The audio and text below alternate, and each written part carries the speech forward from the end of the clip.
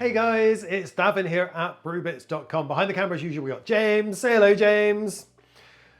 Today I was cleaning out the freezer and I came across a big bag of these. These are some black grapes that I was given by one of our neighbours, and I was hoping to get some more, but unfortunately the weather didn't kind of work out so good, and the other batch of grapes I was going to get basically spoiled on the vine. So I didn't quite have enough making wine with, so they've just been sat there waiting and waiting. And so today I had an idea. I'm going to add these grapes to some John Bull Country cider kits and make a red wine cider, really nice fruity cider, because I've made wine with these grapes before, so I know that they make a really nice fruity red wine. So that's going to go really well with these guys, and something that goes really well with the John Bull Country ciders, or ciders in general, and red grapes are oaks. So I'm going to add some oak chips to all of this and make it really lovely, yummy, oaky. I'll add some butteriness, some vanilla-ness to it, and add a little bit of extra tannins as well. So what are we going to need? So I'm going to do it here with 2 cans of John Bull. I'm not going to use any sugar. Here I've just got just shy of 4 kilos of grapes. So I'm going to need something to ferment it in. So I've got my buckets, I've got my sterilizers, so I can sterilize everything. I've got my trial jar with my hydrometer, a spoon for stirring, a thermometer, I've got siphon, and I've got a large mashing and sparging bag. So the first thing I'm going to do, because I've sterilized everything, is although my grapes have been in the freezer for quite some time, and you saw when I popped one, it kind of does burst, but there's a lot of juice in there that's still not come out. So I'm gonna look at squishing these grapes. Right, before we do that, let's have a little bit of a tidy up and then we can get brewing. So as I said, in these grapes, there's lots of lovely juice. Now we could get in there with a potato masher and mash it all down, but I like to do it a little bit of the old fashioned way. So down in here, I've got a large mashing and sparging bag, which is just gonna help me to get the grape skins out once the fermentation's finished. I'm just gonna tie it on a second. I'm going to pour my grapes straight in, like so. There's already a load of juice coming out of them already, where they were in the freezer and defrosted, but that's lovely. Right, I'm going to untie my bag a little bit. I'm going to tie it back up in there. What is he doing? What is he doing, they're saying. Right, and over here, if you haven't seen, I've got a bowl. And I got socks on. Socks got to come off. And socks got to come off. Because I'm going to wash my feet. I'm sure you don't need to watch me washing my feet. I'm sure everybody knows how to wash their feet. Cool. That's my feet washed. And then I got really tiny feet that they fit right into this bucket. It's a simple job of just getting in there, giving a good old mash in, getting it really good. Oh, it really feels lush. But as I say, if you don't want to get in there with your feet, you can always get in there with get your hands or potato masher. Look how much juice has come out. Right, so now when I got off, I put my feet back into the bowl of water. I dried them off. Look, clean feet. Right. Okay, so in here I have got my bag of pulped up grapes, and I'm now just going to find this end and I'm going to give it a quick tie off so that it doesn't come undone during fermentation. Okay, so put that to one side, give my hands a quick swill off. Oh, I forgot, one other thing you need when you're making anything out of alcohol is alcohol. So the next thing we need is our tins of John Bull, and these can be a bit of a pain to get the lids off, so I'd like just to pop a knife under the top, wiggle it about a bit further and pop it off. Right, so in here, we don't need our instructions because we're going off piste. We've got our nutrient and our yeast, and we've got another nutrient and yeast as well. So we'll use both of those and get the fermentation going really quickly, but we don't need those for the moment. What we do need is we need our tins of grape juice concentrates. Oh, that popped down and away.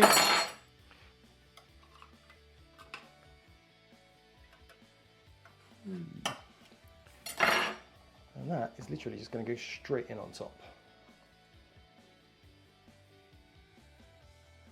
Cool. I know there's quite a bit of concentrate left in here. We'll get that out in a moment. And I'm just going to do the other can really quickly. So as I said right at the beginning, to make this lovely and oaky, I'm literally going to pour this pack of oak chips straight in on top, and that's going to add all those lovely vanilla oaky aromas and a bit of tannin as well to help give us a little bit of dryness and make the mouth really water when we drink our cider. Right, now I'm going to need a couple of litres of boiling water, so I'm going to put my kettle on. So the kettle's just boiled, and I'm going to pour a small amount into here, small amount into here. And I'm just going to get the spoon and just work it up the sides just to try and get all of that apple juice concentrate out of the tin. And the same goes for that one. Now the tins are a little bit hot, so over here I've got my tea towel to make my life a little bit safer. So I don't burn my fingers. Oh, and I've lost my end. There's one.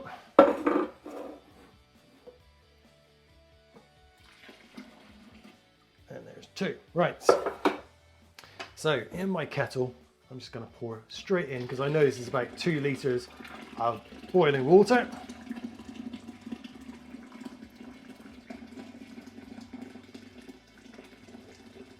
There we go. Now I'm going to take my spoon and give this all a good stir to get that apple juice concentrate and the grape juice and the oaks all lovely and mixed in. There we go. And now I'm going to take this into my sink because I'm going to top this up to the 23 litre mark or the 5 gallon mark with cold tap water. So that's us topped up. So I'm literally just going to give it a really good stir, mix all the grape juice concentrate in with the apple juice of grape juice concentrate, apple juice concentrate, along with all the grape juice and all the fresh water that we just put in and get that mixed up lovely. Look at that colour. It's going to look gorgeous. This is going to be a fantastic cider. That's all stirred in. So I've taken a sample in my trial jar and with my hydrometer, let's have a look. It's coming out at 1.050. Yeah, so mark that down. We'll remember that for next time. This has all been sterilised, so I'm not going to waste that. So back in that goes. Okay, so what do we need to do now? So we've got our sachets of nutrient over here. Ta-da! I've put my scissors down somewhere. There they are.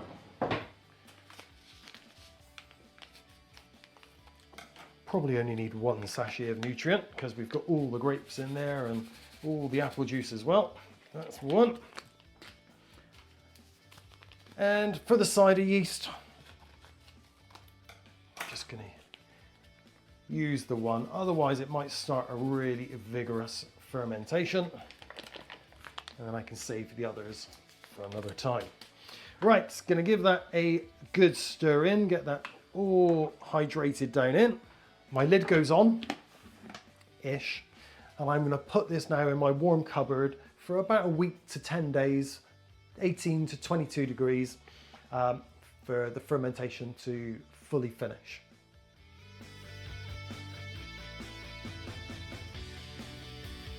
The John Bull and the grapes have been sat now in my warm space for about the last 2 weeks, fermenting away, and I've left them a few extra days. And I've taken a sample in my trial jar, and with my hydrometer, it's coming out at about 1.000. I'd like it to be a little bit lower, but for some reasons, it's decided to stop here, and it's been sat here now for the last few days at the same SG reading. So, in here then, come on in, James, and have a look, because we have got our bag of grapes sat at the top, and you might see there's a little interesting scum forming on the top, some little bubbles here. This is what we'd call a pellicil. It's not a bad thing. It's basically where I've lifted the top a little bit earlier, probably a fair few days ago, to take a sample with a hydrometer, and it came out a little bit too high, so I put the lid back on, and that probably let some air in that I didn't really want to let in, and it's just formed this little pellicil on top, but that's not a problem. So in here I've got my bag of grapes, so I'm going to remove these, and there's still a lot of lovely juice going on in here, so I'm going to give these a good squeeze, and it's quite easy. Just get your hand in from underneath and give them a good squeezing off. Now here I'm using some gloves, because some people do say that when I use my bare hands, oh, it's bare hands, okay, fine. So I've used some gloves and squeeze that all out. There we go, all that lovely juice from the grapes out. Okay, that'll be about it. We'll get rid of those in a moment. And I'm going to just quickly tidy myself up a bit. So down here I've got a second bucket. And in my second bucket I've got my siphon, because we need to now siphon this off all the sediment and the gunk that's at the bottom. And I'm using here a simple siphon, but if you prefer you can use an auto siphon, it's up to you. So in that goes, quick tap, and let it flow. Come on in, James, and have a look at the colour of this. It's absolutely drop dead gorgeous. So, you know I said earlier I took a sample in my trial jar? Well, I left it in my trial jar so I could do this. So, I thought I would have a quick sneaky taste to see what's come out. Look at that colour, isn't that gorgeous? Right, so, smells great, looks great.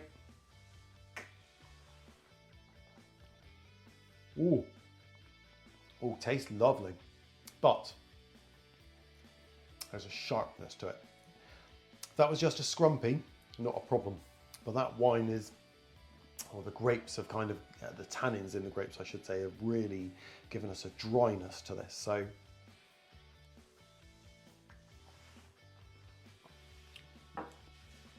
ooh, as I thought, it's going to need a bit of sweetening. So what I've got here is I've got a little pot of sweetener, and I don't think it's going to need much sweetening, but I know this is 50 ml, and where we've got here about just shy of 23 litres, I would normally probably put in the whole thing of that to sweeten it up a bit, but I'm not going to this time. I'm going to put in probably about a quarter of it, give it a stir. Yeah, about that much. Give it a stir and then have another taste. Right, so it's all stirred in. So a quick cheeky taste.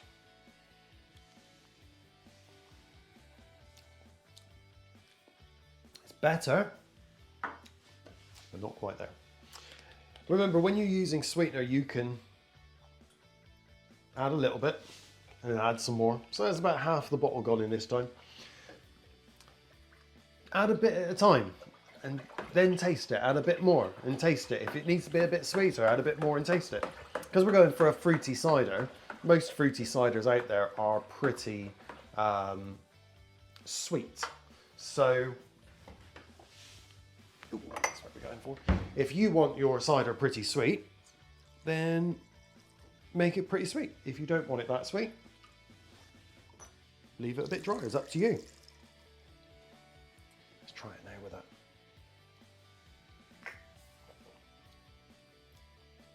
Oh, that's perfect for me. That's got a little bit of tartness coming through now, but it's taken that real sharp edge off of it. So it's no longer sour and tangy. This is refreshing and ooh, really, really fruity. That is nice. That's going to go down really, really well. Right, so now we've got that and we've got our right level of sweetness to it.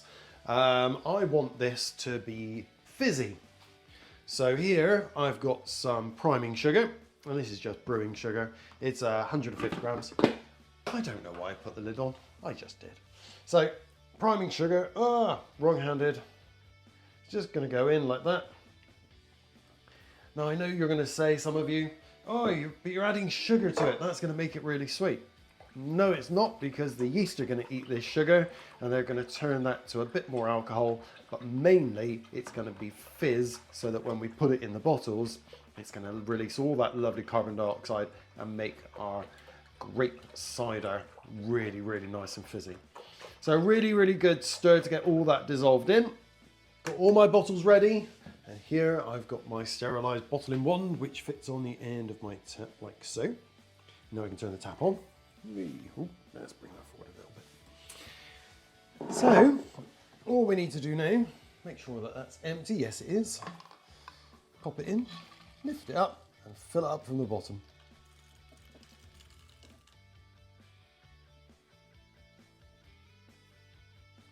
And when it gets to the top, lower it down. Oops, a little bit of spillage. And there's bottle number one. Just got a few more to go. So that's pretty much it. The John Bull cider and the grapes are bottled up.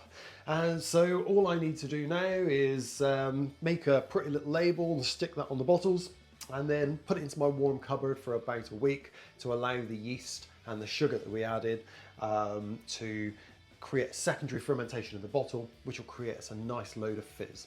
Then after that week, it's going to go somewhere nice and cool, so I'm going to pop it in my garage, probably for about a month, because the tannins that are in the grape skins and stuff like that have made it a little bit dry, made it a little bit on the sharp side, so it's going to need a little bit of aging so that it's will taste really at its best.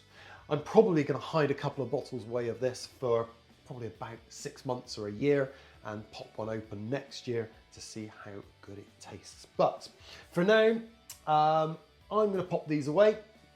And then probably in about a month's time, we'll do another video on a taste test to see how much this has improved from where it is right now. It should, by the looks of it, gonna be beautiful and clear, fantastic color, really good scrumpy little flavor going on in there with all that lovely, lovely flavors, and it's almost like black currants coming through from the grapes. Anyway, all that's nice and easy. If you've tried making this, down in the comments below, or if you need any help or any questions, down in the comments below, let us know what you think, or ask away and I'll get back to you as quickly as I can. But for now, until the next video, I've had a few too many sips of this. Happy brewing and enjoy the John Bull with black grapes from one of our neighbours' gardens. Cheers!